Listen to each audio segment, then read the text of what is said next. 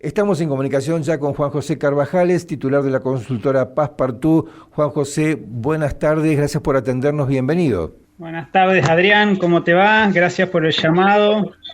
Un saludo a toda la audiencia.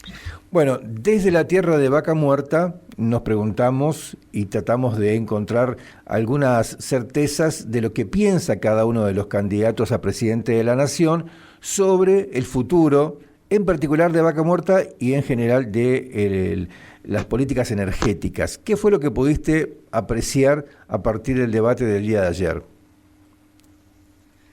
Bueno, uno venía siguiendo las propuestas de los referentes, ¿no? de los candidatos, los referentes energéticos, y se visualizaba cierta hoja de ruta en materia de hidrocarburos y de energía en general. Pero ayer vimos un debate más acotado que estuvo diferenciado por temáticas y en la única que pudimos, digamos, pescar alguna mención fue en el tópico primero de economía. Allí el que fue más explícito en temas energéticos fue el candidato oficialista, Sergio Massa, que habló explícitamente de avanzar hacia un proceso de desarrollo que incluya, y mencionó gasoductos, venta de energía al mundo, sí, exportación con valor agregado, un desarrollo exportador de energía, de minerales, habló de algunas cuestiones que están en la ley de presupuesto, y después atacó al candidato Milei en cuanto a la privatización de YPF, lo que plantea privatización de YPF. Eso en cuanto a Unión por la Patria. El candidato de La Libertad Avanza, Javier Milei, habló explícitamente de las privatizaciones y cito, dijo, de las nefastas empresas del Estado, como la YPF, que vale 11 veces menos que cuando la bestia de Kicillof, dijo, la nacionalizó. Y la otra referencia energética, que fue indirecta, fue cuando dijo que él había enviado una carta al gobierno para frenar algunas contrataciones que se estaban por hacer, como la de los DNI. Uh-huh. Y dice, y ahí cayó en la volteada mi ex jefe, ¿no? En referencia a Ornequian, de Corporación América. Eso estuvo en la agenda pública en los últimos días. Y a mí me interesa esto destacarlo porque Ornequian, entre otros, es dueño de la empresa petrolera CGC, ¿no? Uh-huh.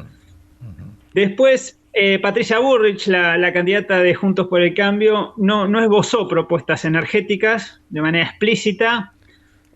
Digamos esto, ¿no? Todos hablaron de macroeconomía, que es hoy como quien se lleva todas las luces, temas como inflación, como devaluación, déficit fiscal, ¿no? Todo pasó por ahí al grueso de la discusión en materia económica. Decíamos, Patricia Bullrich, lo único que dijo es que sin inflación no se puede crecer y exportar.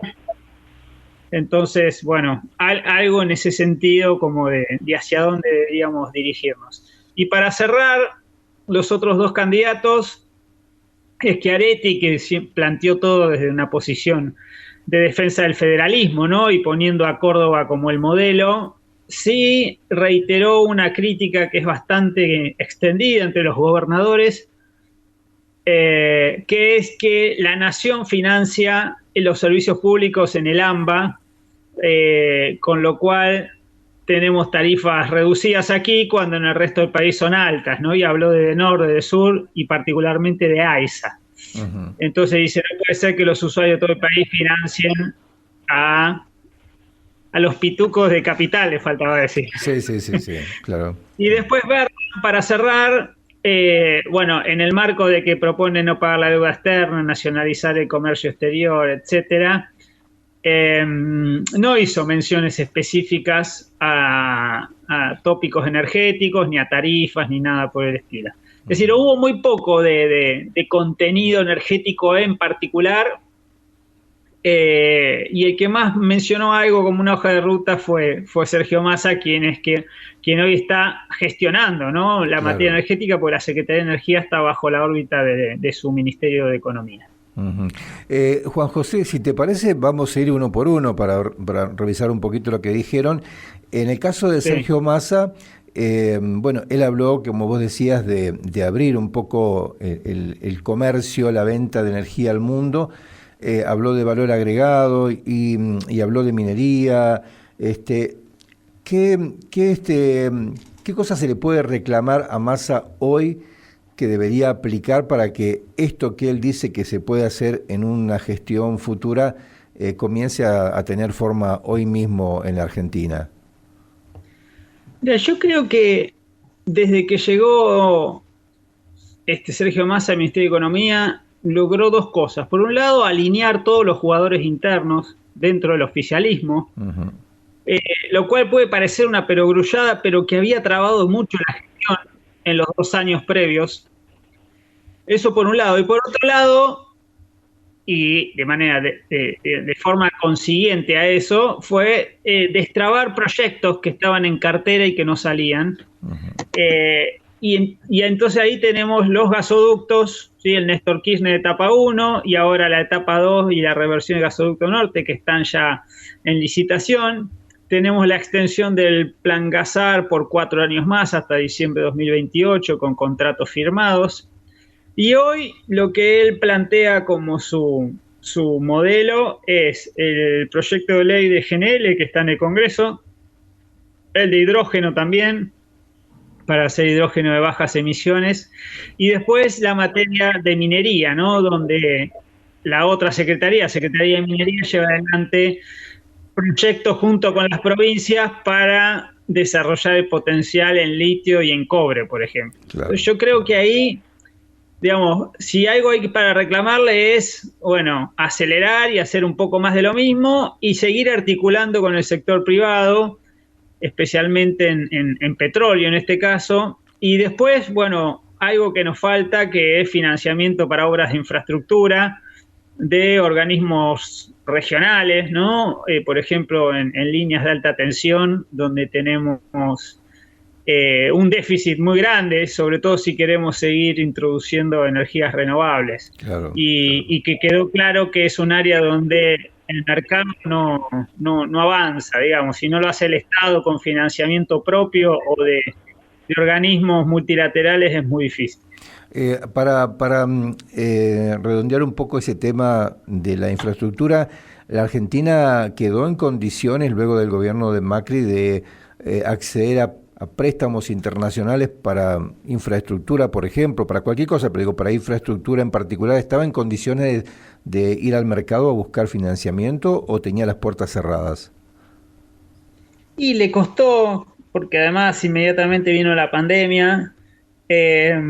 Lo que se ha anunciado es un préstamo de la CAF para la segunda etapa de Néstor Kirchner, y la reversión del Asunto Norte. Habla también del BNDES de Brasil para financiar la chapa para los caños del Néstor Kirchner. Se habla siempre de China, ahora de los BRICS. ¿Sí? Es complejo, pero bueno, algo se va destrabando de a poco. Y obviamente pagamos una tasa más alta que cualquier otro país, pero bueno, necesitamos esos fondos para avanzar con infraestructura.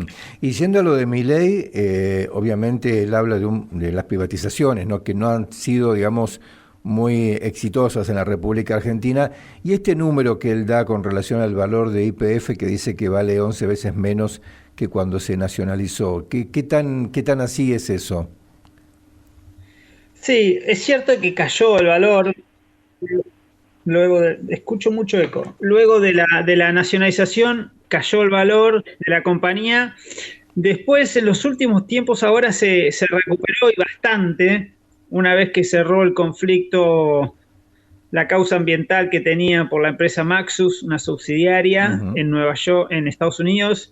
Eso mejoró y además sus reportes de producción y de reserva han ido en aumento en los últimos años y bajó el ratio de deuda. O sea, es una empresa más sólida que hace unos años, pero ciertamente está por debajo del valor que supo tener en 2012 y en la década del 90.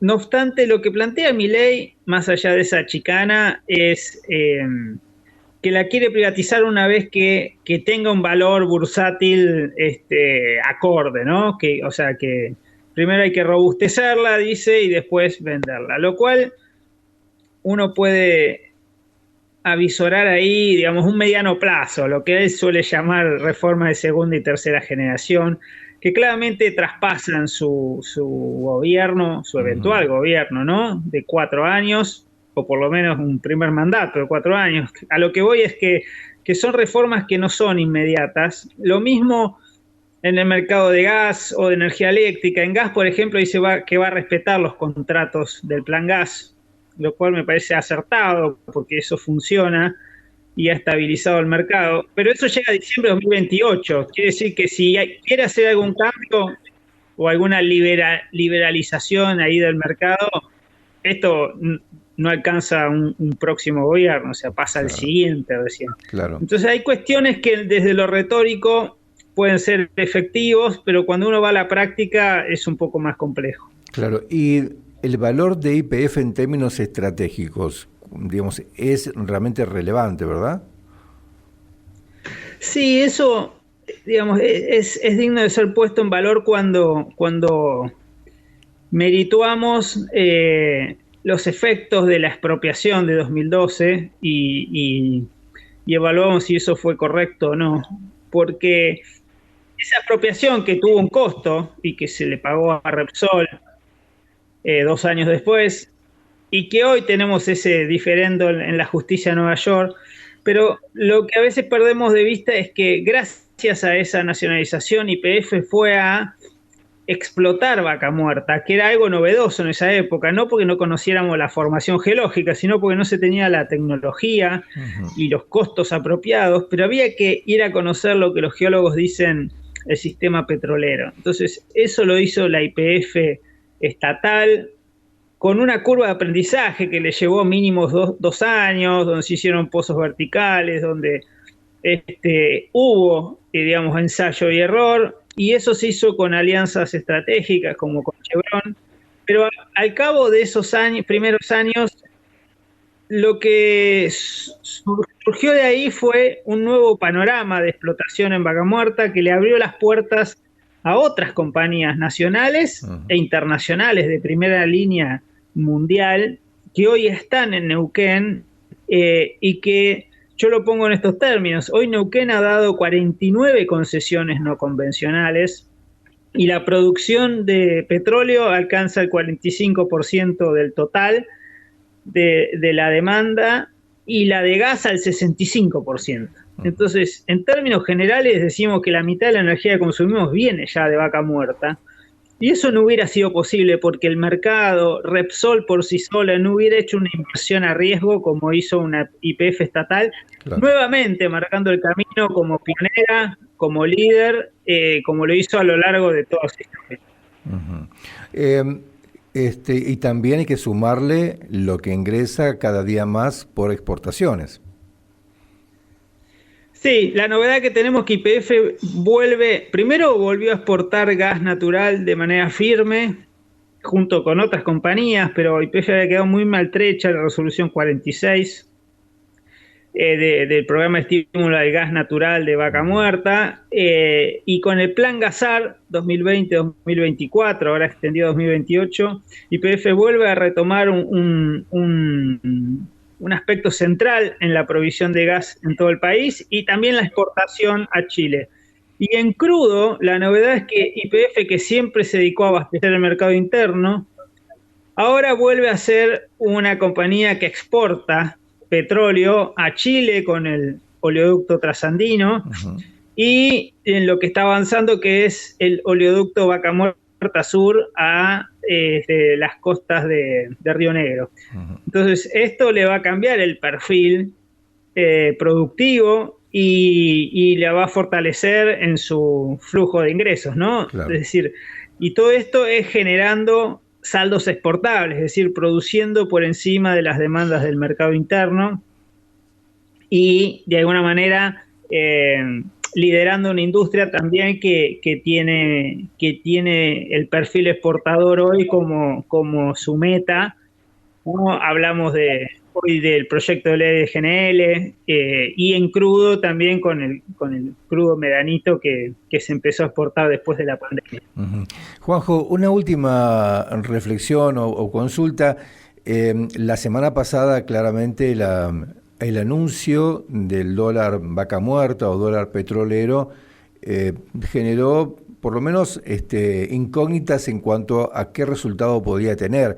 Ya han pasado varios días. ¿Cuál es la apreciación que vos tenés sobre lo bueno o lo malo que fue, o lo oportuno o no oportuno que fue este anuncio? Sí, fue un anuncio anómalo, ¿no? Para el sector, uno está acostumbrado a escucharlo para el campo, que sí puede acopiar la producción y guardarla durante mucho tiempo. En hidrocarburos eso no sucede, o sea, se produce y todos los meses o se consume en las refinerías o se exporta, Sí, sí. y eso es mes a mes.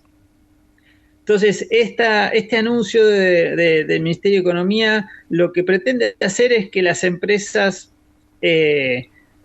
financien de su propio bolsillo esas exportaciones y que eso se la financien, digamos, con créditos extranjeros, digamos, del exterior, y que eso ingrese como divisas, y para eso se le da un acceso al mercado de cambio diferencial. Eso es para las operaciones de noviembre, ¿no? Octubre y noviembre. Entonces, bueno, iremos viendo en los próximos días si eso efectivamente da resultado, como lo esperado. Claramente esto está en un contexto de la etapa final del proceso eleccionario para evitar turbulencias en el mercado cambiario. Y también se inscribe, digamos, en un marco donde la venta de combustible en el mercado interno está desacoplada de los valores internacionales. Sí. Entonces, bueno, las productoras negocian con el Estado ciertas condiciones, el Estado resigna tributos, por ejemplo, o el cobro de los derechos de exportación para poder mantener esos valores que hoy están bastante distanciados de lo que es la cotización internacional. Juan José, te agradezco muchísimo este contacto, siempre es muy instructivo escucharte. Vamos a seguir analizando lo que nos queda, porque dentro de unos días hay un debate también entre los principales referentes de energía que organiza la Universidad Austral, y ahí seguramente van a surgir algunos pormenores, ¿no? Algunos detalles de qué es lo que cada uno de los candidatos con más posibilidades planea hacer en materia energética. Evidentemente es una temática, un tema importante, porque puede cambiar el futuro de la República Argentina como están dadas las cosas hoy en día. Así que seguramente te volveremos a molestar para conocer tu opinión sobre los resultados de ese debate, pero te agradezco muchísimo siempre la deferencia de atendernos. Al contrario, es un placer. Un saludo a toda la audiencia. Gracias, Juan José, un abrazo grande.